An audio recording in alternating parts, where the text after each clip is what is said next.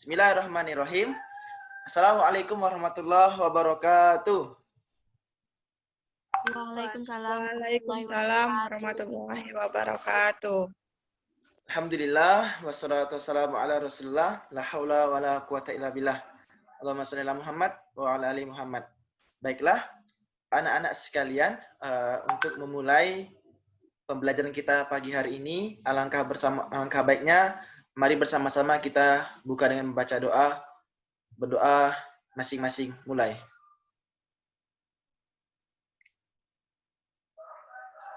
Selesai. Oke. Nah, kakak-kakak sekalian, jadi lebih akrabnya saya panggil kakak-kakak saja. Jadi insya Allah hari ini kita bakalan mengadakan kegiatan bimbingan kelompok. Nah, jadi sebelum kita melakukan kegiatan bimbingan kelompok, alangkah baiknya supaya kita lebih akrab, nah lebih saling kenal, mungkin kita bisa perkenalan. Nanti masing-masing perkenalkan dirinya, sebutkan namanya, dan sebutkan sifatnya. Nah, nama saya A, sifat saya ini.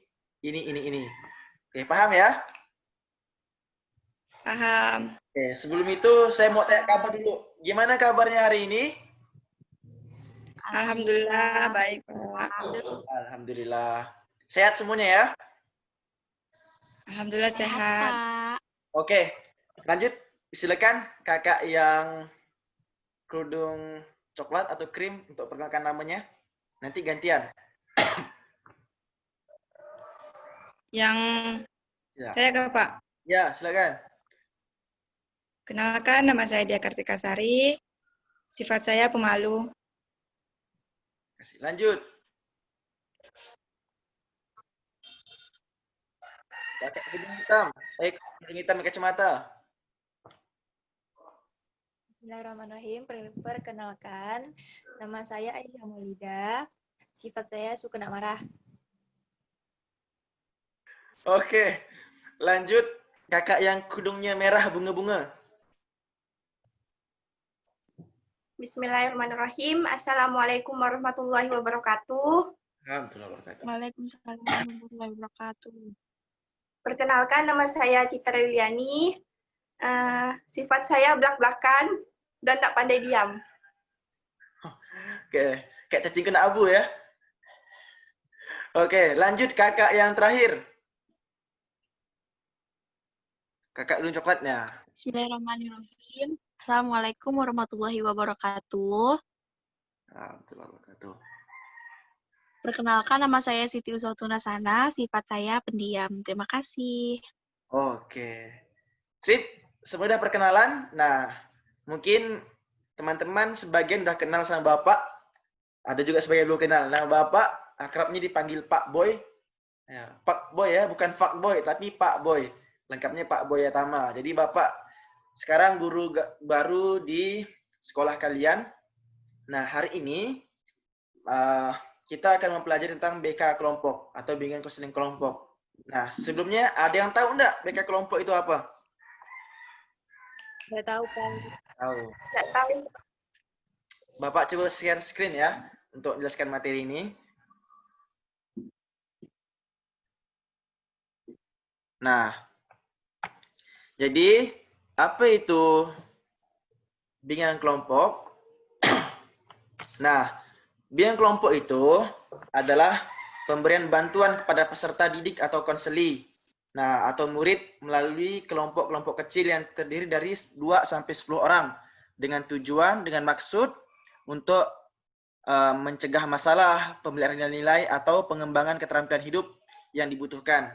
Nah, jadi tujuannya itu adalah untuk mengembangkan langkah-langkah bersama untuk menangani permasalahan yang dibahas dalam kelompok. Dengan demikian dapat menumbuhkan hubungan yang baik antar anggota kelompok. Nah, jadi adapun selama kegiatan bimbingan kelompok ini ada asas-asas yang perlu kita perhatikan. Yang pertama adalah asas kerahasiaan. Artinya nanti ketika kita dalam kegiatan kelompok nanti, yang pertama kita harus siap menjaga rahasia apa yang kita bahas selama sesi BK kelompok ini. Nah, kemudian kita juga saling keterbukaan. Asas keterbukaan apa dia? Yaitu asas layanan konselor atau guru bimbingan dan konseling yang bersifat terbuka. Jadi nanti kita menyampaikan secara terbuka, tidak berpura-pura. Nah, seperti Citra tadi, dia termasuk orang yang suka buka-bukaan, ngomongnya belak-belakan. Nah, jadi nanti Citra, Bapak rasa dia mungkin lebih aktif. Yang lain juga harus aktif. Nah, terus yang ketiga ada asas keaktifan, yaitu asas di mana para konseli, nah konselor dan konseli saling aktif untuk saling berkomunikasi dari kedua belah pihak. Nah, oke, itulah beberapa rangkaian nanti akan kita gunakan. Nah, adapun nanti rangkaian kegiatan yang akan kita gunakan adalah sesi diskusi. Nah, nanti Bapak minta teman-teman saling menyampaikan pendapatnya masing-masing, pandangannya masing-masing terkait pembahasan yang kita bahas. Sesuai dengan asesmen kemarin, materi yang kita bahas adalah materi tentang adab tentang lawan jenis.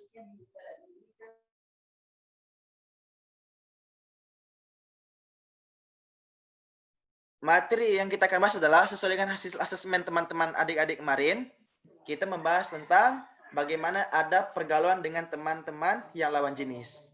Nah, sebelumnya sampai di sini ada yang pengen tanya?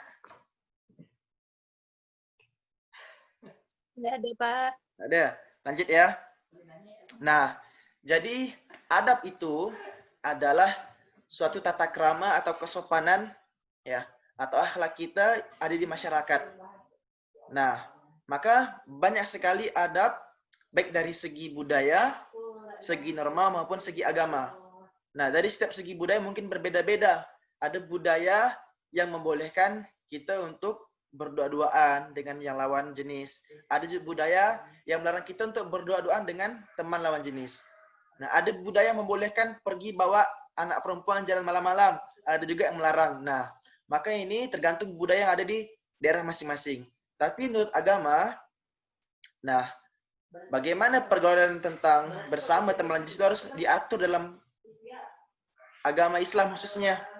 Nah, bagaimana kita menjaga pandangan, ya, menjaga aurat dan lain sebagainya. Nanti akan kita bahas di sini. Oke, sampai di sini paham? Paham, Pak.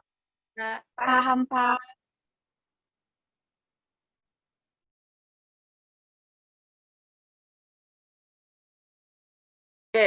Oke. Nah, baiklah. Kalau gitu berarti kita siap ya untuk masuk ke sesi inti. Semua udah siap? Siap. Oke. Nah, jadi kalau semua udah siap, jadi Bapak pertegas kembali, nanti selama sesi konseling kelompok, Bapak harap teman-teman saling aktif, saling menyampaikan pendapat, pandangan, hasil dari apa yang kita diskusikan. Nah, Bapak harap apa yang kita bahas semuanya dirahasiakan. Nah, tidak ada sampai terdengar dari kelompok lain atau orang lain. Oke. Nah, sebelum Bapak pengen tanya kepada teman-teman, kira-kira apa menurut teman-teman, apa itu pergaulan atau apa-apa saja pergaulan yang harus kita lakukan terhadap lawan jenis? Nah, siapa dulu mau jawab? Silakan. Mungkin Kak Diah mungkin.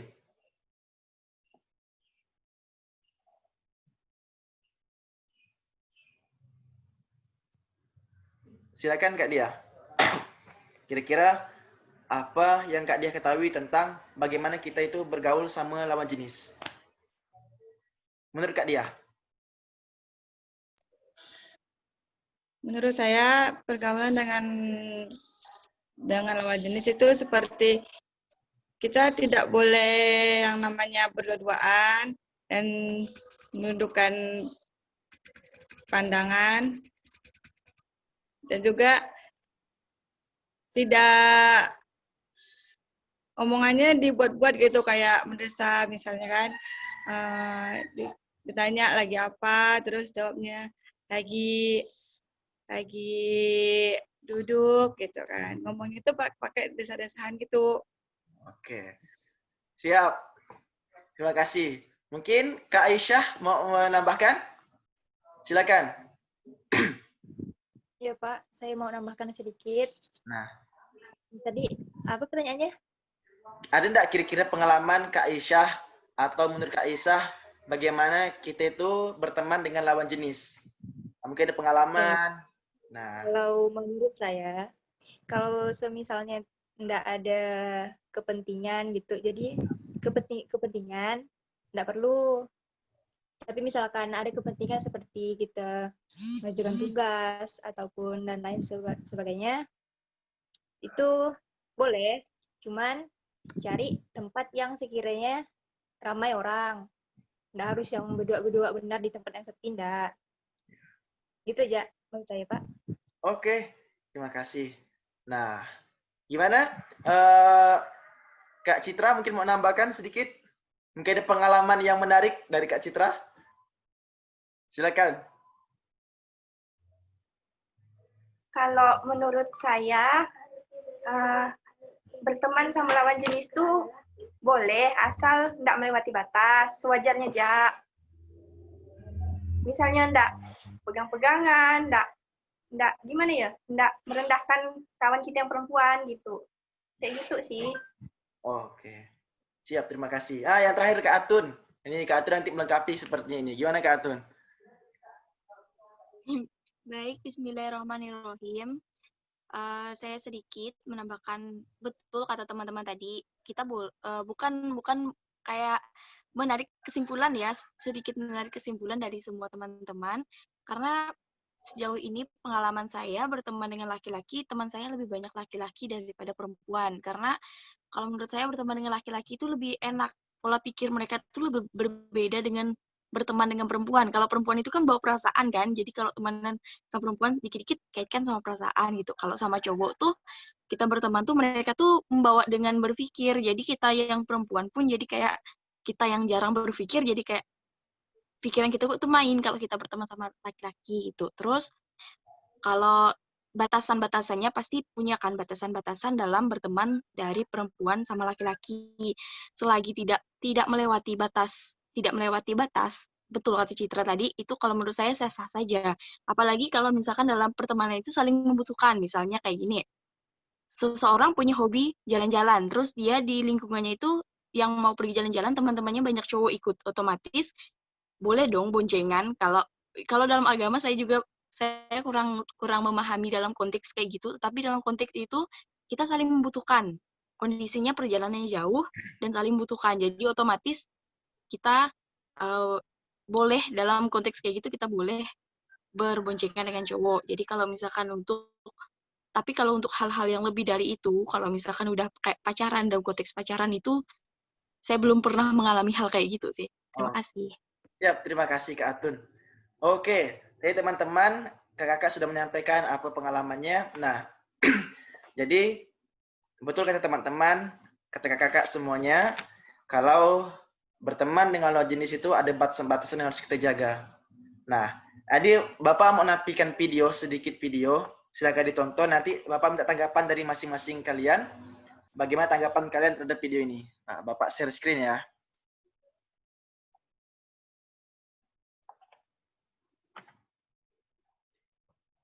Nampak videonya? Nampak, Pak. Oke, Dalam kehidupan, pasti ada yang dinamakan penyesalan. Bagaimanakah tingkat penyesalan dalam hidupmu? Pastinya berbeda-beda, bukan? Perkenalkan, namaku Sofi. Di sini aku mau bercerita tentang penyesalan terbesar dalam hidupku. Kisah ini berawal ketika aku duduk di kelas 2 SMA. Aku memiliki pacar yang benar-benar perfect buatku. Namanya Jo. Memang sih, usia Jo terpaut jauh dengan usiaku. Tapi bagiku, dia adalah pria yang romantis. Setiap kali bertemu, dia selalu kasih kejutan ke aku. Entah itu sebuah paket bunga atau sepotong coklat. Dan aku suka dengan itu semua. Suatu hari, ketika malam tahun baru, Jo ngasih aku ke puncak. Kami melewatkan malam tahun baru dengan menikmati indahnya pesta kembang api. Dan karena kemalaman, takut kenapa-kenapa di jalan, Jo memutuskan untuk menyewa penginapan. Aku pun mengiyakan karena udah terbawa suasana. Kami pun melakukan hubungan terlarang di sana. Entah mengapa, aku begitu menikmati semua itu. Meskipun saat itu aku masih gadis, aku rela melepaskan kehormatanku bersama dia. Itu semua karena aku yakin suatu hari nanti Jo akan menikahiku. Sebelum lanjut nonton, gak ada salahnya dari kalian buat like dan share video ini. Mohon dukungannya agar channel ini dapat berkembang dan menghibur kalian. Oke, lanjut. Dan suatu hari, di saat sayang-sayangnya, si Jo tiba-tiba menghilang entah kemana. Aku udah berusaha mencari penjelasan dari dia. Tapi, WA dan semua media sosialku diblokir. Aku selalu menunggu dia kembali, dan berharap dia gak kenapa-kenapa. Hingga 2 bulan kemudian, semua harapanku pupus. Setelah tahu bahwasanya Jo telah menikah dengan wanita lain. Aku benar-benar kecewa sama Jo, pria yang aku bangga-banggakan. fucuk daripada seorang iblis. Tapi udahlah, aku masih muda, masih terlalu dini kalau aku berlarut dalam usian ini. Lagian, aku wanita yang cantik, seksi, dan berprestasi di sekolah. Udah bagiku mencari pria lain selain dia. Bodohnya diriku, aku melampiaskan kekesalanku dengan cara berpacaran bersama 3 pria sekaligus. Tentunya seumuran dan berbeda sekolah denganku. Dari ketiga pria tersebut, pastinya ada kelebihan dan kekurangan masing-masing. Yang pertama, namanya Dito. Si Dito ini orangnya tajir. Setiap kali keluar bareng, dia selalu memberikan apa yang aku mau. Contohnya saja, baju, sepatu, pokoknya untuk ukuran kantong pelajar, not bad lah. Tapi sayangnya, dia itu dikit-dikit telepon orang tuanya, melaporin apa aja yang dia lakukan. Bisa dibilang dia ini anak mama, tapi it's okay lah ya. Yang kedua, namanya Reza. Beda lagi dengan si Dito. Reza ini tipe cowok kekinian, atau bisa dibilang fuckboy. Yang aku senang dari Reza, anaknya itu pintar di sekolah, diajak ngomongnya nyambung, terus temen dia banyak. Anaknya juga gaul, kemana-mana, aku merasa nyaman banget sama dia. Dia memiliki sebuah band di sekolahnya. Nyaman para cewek banget dah. Tapi yang gak aku suka dari dia, aku curiga kalau cewek dia bukan aku aja. Tapi yaudahlah ya. Yang terakhir namanya Wawan. Kalau si Wawan, dia pecintaan gitu. Ini nih, banyak samaanku dengan si Wawan. Sama-sama suka hiking, suka anime-anime Jepang, terkadang berilmu gitu soal cerita anime. Orangnya baik, pengertian, tapi sayangnya dia itu pelit. Kemana-mana selalu aku yang bayar. Aku sadarilah, soalnya dia dari keluarga sederhana. Dari ketiga pacarku tersebut, mereka nggak ada yang tahu kalau hatinya aku bagi-bagi. Suatu hari, Reza menjemputku dari sekolah. Dia mengajakku buat lihat dia manggung.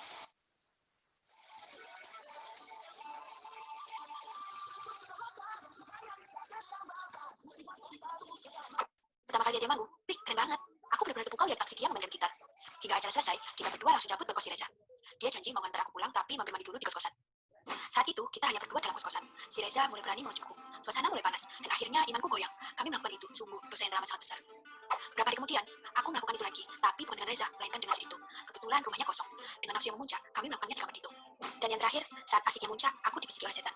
Dan melakukannya dengan berbeda orang, siapa lagi kalau bukan si Wawan. Dalam 2 minggu, aku melakukannya dengan 3 orang yang berbeda. Tapi dari ketiga orang tersebut, belum ada yang bisa membuatku klimaks. Beda dengan si Cu dulu. Mungkin si Cu lebih berpengalaman kali ya, soalnya dia lebih tua dari mereka. Dan itulah yang membuatku selalu ketagihan, ingin melakukannya lagi, dan lagi. Singkat cerita, 1 bulan kemudian, aku telat. Dan aku harus menelan kenyataan bahwa aku hamil. Aku benar-benar panik saat itu. Dulu aku melakukannya dengan Cu aman-aman aja. Tapi sekarang, bingung harus gimana keluargaku. Yang aku bisa hanya menangis dan menyesal seberat-beratnya. Masa depanku hancur. Seorang anak yang harusnya membahagiakan orang tuanya, malah membuat malu orang tua. Masa-masa yang harusnya menikmati indahnya usia muda, indahnya di sekolah, aku malah sibuk mengurusi kehamilanku. Sungguh, pengalaman yang benar-benar menyakitkan dalam hidupku. Hingga usia kehamilanku 6 bulan, mau gak mau, aku harus menikah dengan laki-laki pilihan ayah.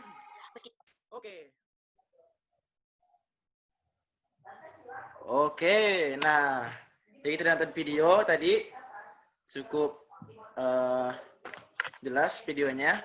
Nah, selanjutnya Bapak pengen tanya teman-teman. Nah, kira-kira dari video tadi apa yang terjadi sama cewek tadi itu? Karena dia berlebihan dalam berteman dengan lawan jenis. Akhirnya banyak akibat yang dirasakan sama dia. Kira-kira apa akibatnya kalau seseorang itu melakukan berteman dengan lawan jenis tanpa ada batasan? Nah, mungkin Kak Aisyah dulu mungkin. Ya, Pak. Sesuai dengan video tadi yang telah kita tonton, akibat dari pergaulan bebas itu dia hamil di luar nikah. Habis itu orang tuanya pun kecewa. Jadi masa depan yang mau diimpikannya pun tidak tercapai akibat dari pergaulan bebas yang dilakukan. Oke, siap. Terima kasih. Mungkin Kak Diah, mungkin mau nambahkan gimana Kak dari hasil video tadi? Kalau seseorang itu berteman dengan lawan jenis yang terlalu berlebihan, kira-kira dampaknya gimana? Tadi sudah saya Bapak kasih video untuk gambaran-gambarannya. Ya, sama dengan Aisyah, Pak. Karena kalau kita ndak membatasi itu bisa kayak video tadi, hamil di luar nikah. Dan itu ndak bisa mengontrol, kayak setannya suka ngasut gitu, Pak. Ndak bisa ngontrol diri gitu kan. Kalau ndak ada batasannya. Siap. Berarti betul ya kalau berdua-duaan itu yang ketiga setan ya? Ya, betul, Pak. Siap, siap. Nah, mungkin ada dari Kak ini, Kak Citra Yuliani. Gimana Kak Citra, menurut Kak Citra dari video tadi? Yang saya tangkap dari video tadi itu ya, si perempuan nih kayak kurang kasih sayang dari orang tua gitu, sehingga dia tuh kalau dia pacaran tuh dia sama cowok tuh masa sampai malam pun dibolehin gitu kan. Berarti kan dia nih nggak membentengi diri dia sendiri gitu. Oke. Dia nggak bisa mengontrol hawa nafsunya gitu. Itu sih. Oke, terima kasih Kak Citra. Nah, baiklah teman-teman, kakak-kakak semuanya, tadi semuanya sudah menyampaikan.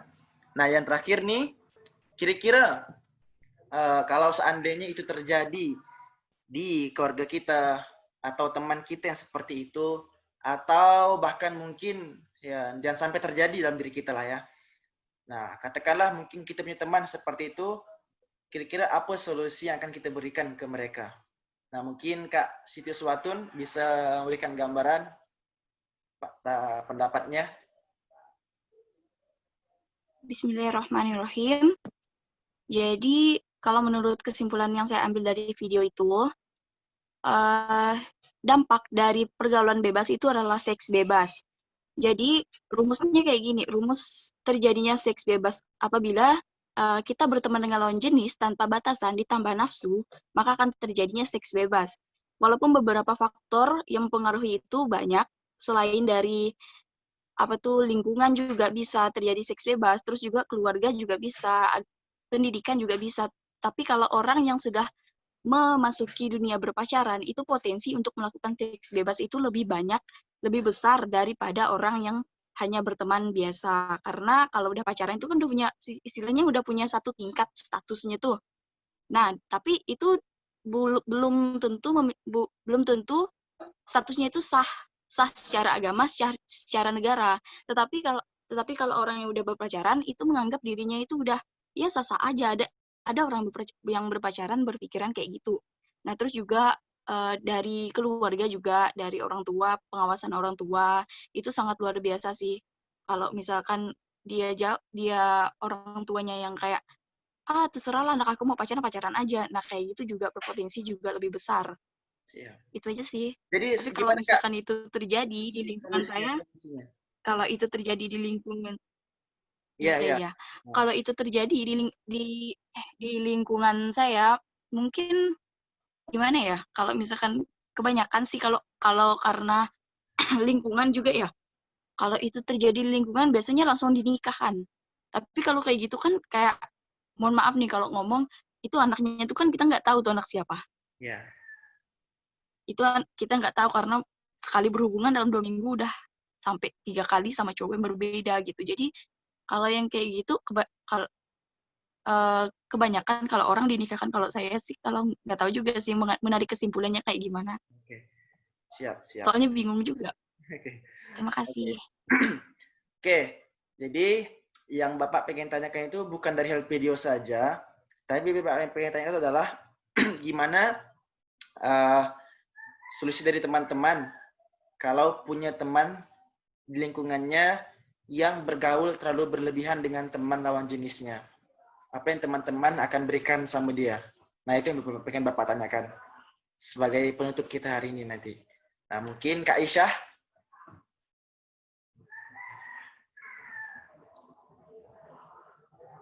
Suara Kak Isyah. Kak.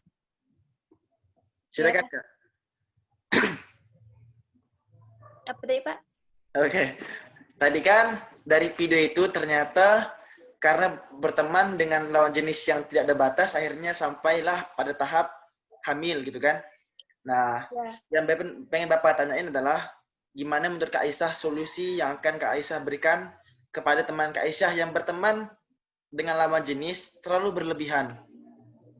Nah, kira-kira apa yang mau dikasih tahu ke mereka? Pastinya kita kasih pemahaman tentang pergaulan dia yang sama lawan jenis itu udah berlebihan. Kita tegur lah, kita kasih tahu nanti ini akibatnya bakal gini kan. Nanti ujung-ujungnya penyesal. Nah, jadi kita kasih dia batasan lah. Entah misal saya punya kawan satu kos. Nah, terus dia mau pergi sama cowok malam-malam, kita larang lah, kita bilang ini udah malam, udah larut, nggak boleh pergi dua sama cowok, gitu Pak. Oke. Siap? Intinya Alhamdulillah. si Oh, belum. Ada yang mau tambahkan? Kak Isya?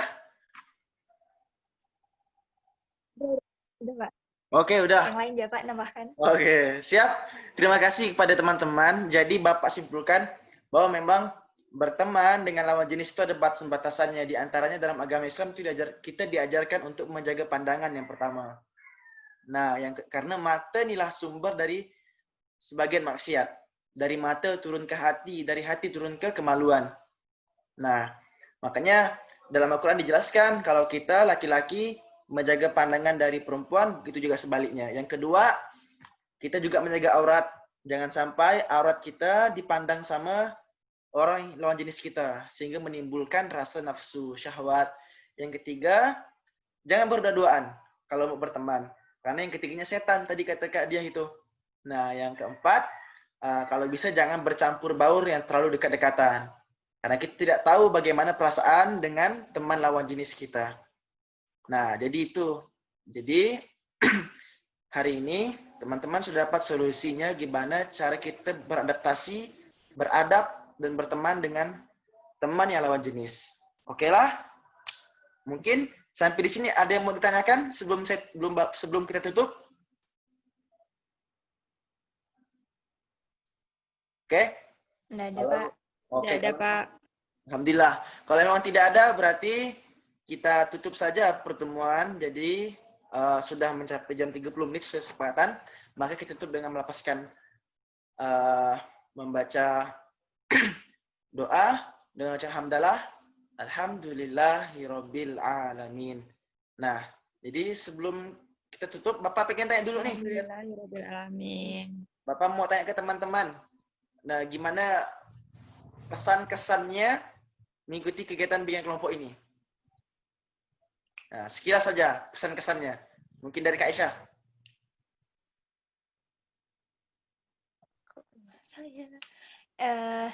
Kesannya tuh ilmu kita bertambah lagi. Kita tahu batas-batasannya berteman sama lawan jenis. Kemudian intinya kita lebih berhati-hati. Itu ya Pak. Oke. Kalau Kak Citra, apa pesan-kesannya mengikuti bimbingan kelompok ini, kegiatan BK kelompok ini? Kesannya yang pasti kita mendapatkan pengetahuan, kita bisa tahu berteman sama lawan jenis itu ada batasannya gitu. Lanjut. Kak Diah. Tidak ada Pak. Nggak ada. Ada Kesannya ya dapat pengetahuan lah terhadap itu pergaulan bebas. Oke. Siap. Dari Kak Atun? Kesannya menarik sih Pak, saya senang juga dapat melakukan bimbingan kelompok ini, terus juga dapat informasi baru dari teman-teman dan Bapak juga. Terima kasih Pak. Oke, terima kasih anak-anak sekalian. Jadi setelah ini Bapak minta tolong untuk anak-anak mengisikan lembaran jawaban evaluasi Bapak kepada teman-teman, kepada anak-anak. Nanti Bapak kirimkan melalui WA group. Nanti silakan diisi lalu kumpulkan ke Bapak. Oke? Mungkin sekian pertemuan kita pada pagi hari ini. Kita tutup. Sekian dari Bapak. Lebih dan kurangnya mohon dimaafkan. Subhanakallahumma wa bihamdika asyhadu an la ilaha illa anta astaghfiruka wa atubu ilaik. Wassalamualaikum warahmatullahi wabarakatuh. Waalaikumsalam. Waalaikumsalam warahmatullahi wabarakatuh.